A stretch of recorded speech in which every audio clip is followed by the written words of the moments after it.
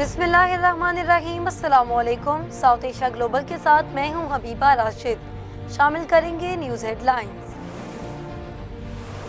وزیر اعظم شہباز شریف نے کہا کہ پاکستان تحریک انصاف کے دور میں نفرت کا کلچر پروان چڑھا۔ وزیر اعظم شہباز شریف نے تقریب سے خطاب کرتے ہوئے کہا کہ ملکی معیشت کو ٹھیک کرنے کے لیے دن رات محنت کی ہے اور ملکی معیشت کی بہتری کے لیے مزید محنت درکار ہے، تاہم عوام کو بہتر معیشت کے ثمرات مل رہے ہیں۔ شیر افضل مروت کا کہنا ہے کہ زین قریشی کا شاہ محمود قریشی کی وجہ سے لحاظ کیا گیا۔ انہیں پارٹی سے نہ نکالنا موروثی سیاست نہیں لیکن تفریق کے زمرے میں آتا ہے۔ پارٹی کے اندر کسی کے ساتھ امتیازی سلوک نہیں ہونا چاہیے۔ بانی پی ٹی آئی نے کچھ دن قبل شیر افضل مروت کو پارٹی سے نکالنے کا اعلان کیا تھا، جس پر بیرسٹر گوہر نے بانی سے بات کر کے معاملہ نپٹانے کا عندیہ دیا۔ سابق وزیر اعظم اور مسلم لیگ نون کے صدر نواز شریف نے کہا کہ بد تہذیبی، بدتمیزی، بغض اور انتقام کو سیاست بنا دیا گیا۔ کرپشن، معاشی تباہی، مہنگائی اور بدتمیزی تبدیلی کی سوغاتیں تھیں۔ مسلم لیگ نون کے صدر نواز شریف اور وزیر اعلیٰ پنجاب مریم نواز سے پنجاب اسمبلی کے ارکان نے ملاقات کی۔ ملاقات میں ساہیوال، خانیوال، ملتان، لودھرا، بہاڑی اور بہاول نگر ڈویژن سے تعلق رکھنے والے ارکان اسمبلی بھی شامل تھے۔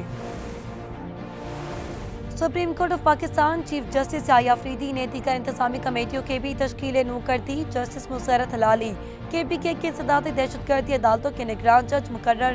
جسٹس ملک شہزاد پنجاب، جسٹس ہاشم کاکڑ بلوچستان کی عدالتوں کے نگراں ہوں گے۔ جسٹس صلاح الدین سندھ اور جسٹس عامر فاروق اسلام آباد کی عدالتوں کے نگراں مقرر کیے گئے ہیں۔ تحریک انصاف نے اسپیکر قومی اسمبلی ایاز صادق سے بیک ڈور رابطے بھی ختم کر دیے۔ ذرائع کے مطابق اسد قیصر اور بیرسٹر گوہر سردار ایاز صادق سے رابطے میں تھے، تاہم اب ایاز صادق سے بیک ڈور رابطے بھی ختم کر دیے گئے۔ دونوں رہنماؤں نے مذاکرات کی بحالی کے لیے جوڈیشل کمیشن کے قیام کا مطالبہ رکھا تھا، جبکہ PTI کی مذاکرات سے علیحدگی کے باوجود ایاز صادق نے حکومتی کمیٹی ختم نہ کرنے کا فیصلہ کیا تھا۔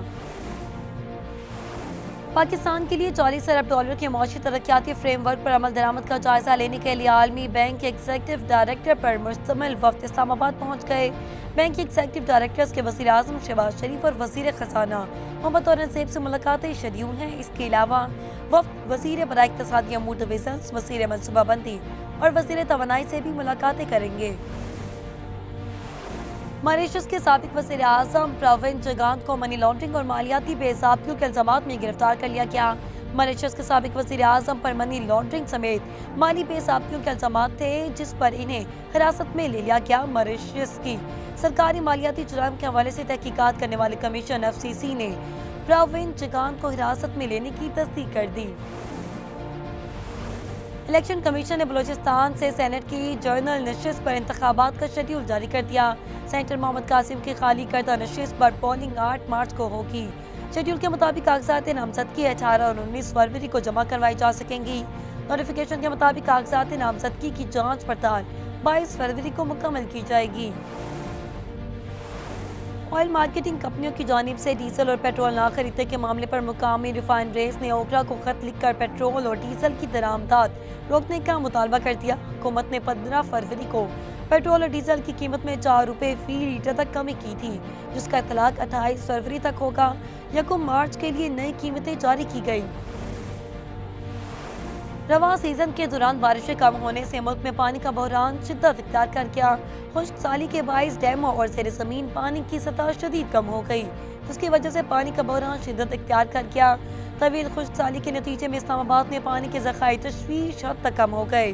CDA نے شہر اقتدار میں واٹر ایمرجنسی نافذ کرنے کا اعلان کر دیا۔ امریکہ میں برفانی طوفان اور سیلاب نے تباہی مچا دی۔ مختلف واقعات میں 10 افراد ہلاک ہو گئے۔ ریاست کنیکٹی سب سے زیادہ متاثر ہوئی۔ 10 میں سے 9 ہلاک ہونے والوں کا تعلق کنیکٹی سے ہے، جہاں حکام نے ایمرجنسی نافذ کر دی۔ 1000 سے زائد ریسکیو اہلکار امدادی کاموں میں مصروف ہیں۔ سعودی عرب، متحدہ عرب امارات اور عمان سمیت 11 ملکوں میں گزشتہ 48 گھنٹے کے دوران مزید 173 پاکستانیوں کو ڈیپورٹ کیا گیا، جن میں 24 کو کراچی میں گرفتار کیا گیا۔ امیگریشن ذرائع کے مطابق سعودی عرب میں بلیک لسٹ، بھیک مانگنے، منشیات فروشی، غیر قانونی قیام، کفیل کے بغیر کام کرنے، ملازمت میں مفرور اور معاہدے کی برخلاف کرنے پر حراست میں لے کر 94 پاکستانیوں کو ڈیپورٹ کیا گیا۔ भारतीय दारुल-हुकूमत नई दिल्ली में अलसुब सिलसिले के झटके महसूस किए गए। ज़राए के मुताबिक नई दिल्ली और मज़ाफ़ात में 4.0 शिद्दत के ज़लज़ले के झटके महसूस किए गए, जबकि ज़लज़ले की गहराई 5 किलोमीटर भी रिकॉर्ड की गई है। हिज़बुल्लाह सरबराह नईम कासिम ने कहा कि इसराइली फौजियों को मुआहदे के मुताबिक 18 फरवरी तक लबनान से निकल जाना चाहिए। मीडिया के मुताबिक हिज़बुल्लाह सरबराह नईम कासिम ने इतवार के दिन खिताब करते हुए कहा कि इसराइली फौजियों को 18 फरवरी तक लबनान की हदूद से निकल जाना चाहिए और इसराइल के पास लबनान में रहने का कोई बहाना नहीं है, क्योंकि यही मुआहदा हुआ था। और वफाकी वज़ीर दाखिला मोहसिन नकवी का नेशनल पुलिस अकेडमी का दौरा किया, जहां इन्होंने इदारे को मिलिट्री अकेडमी का गोल की तर्ज पर इस्तवार करने का फैसला किया। नेशनल पुलिस अकेडमी की तंजीम नू और अपग्रेडेशन के मंसूबे पर मरलावार अमल दरामद की हिदायत भी कर दी गई है। हेडलाइंस आपने जानी। न्यूज़ स्टूडियो से फिल वक्त इतना ही। मज़ीद तफसीलात के लिए देखते रहिए साउथ एशिया ग्लोबल टीवी या हमारी वेबसाइट SAG.TV पर विजिट करें।